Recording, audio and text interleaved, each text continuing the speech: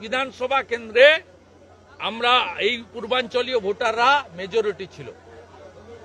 এই 29টার মধ্যে 20টাতেই ভারতীয় জনতা পার্টি জিতেছে। दिल्ली का जीत हमारी है। 26 में बंगाल की बारी है। बिहारे तो साफ हो जाবে, তো ঝড়ে উড়ে চলে যাবে।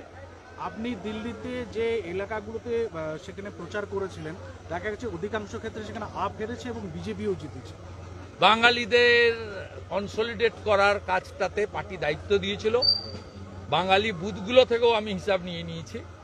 নজফগড়, নীলম পাহেলবান, গোন্ডা, অজয় মহাবীর, গ্রেটার কৈলাস, সিয়ার পার্ক, শিখা রয় সহ বাঙালি বুথগুলোতে ব্যাপকভাবে আমরা জিতেছি।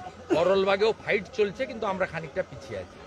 অতএব দিল্লির বাঙালি ভোটাররা পশ্চিমবঙ্গের দুর্দশা দেখে, পশ্চিমবঙ্গে বেকারদের যে কঠিন দুরাবস্থা, আরজি করের ঘটনায় মহিলাদের চোখের জল, সর্বোপরি দুর্গাপূজা থেকে শুরু করে সরস্বতী পূজা, ঠাকুর ভাঙা আর পূজা বন্ধ, মা সরস্বতীর অপমান দিল্লির বাঙালিরা সুদে আসলে তার প্রতিশোধ নিয়েছে।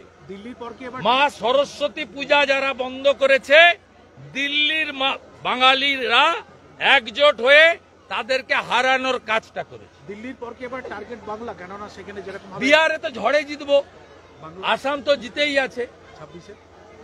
নিশ্চিতভাবে আমাদের একমাত্র লক্ষ্য পশ্চিমবঙ্গ আপ গেছে, এবারে মমতা পাপকে বিদায় করা। দিল্লিতে দাদা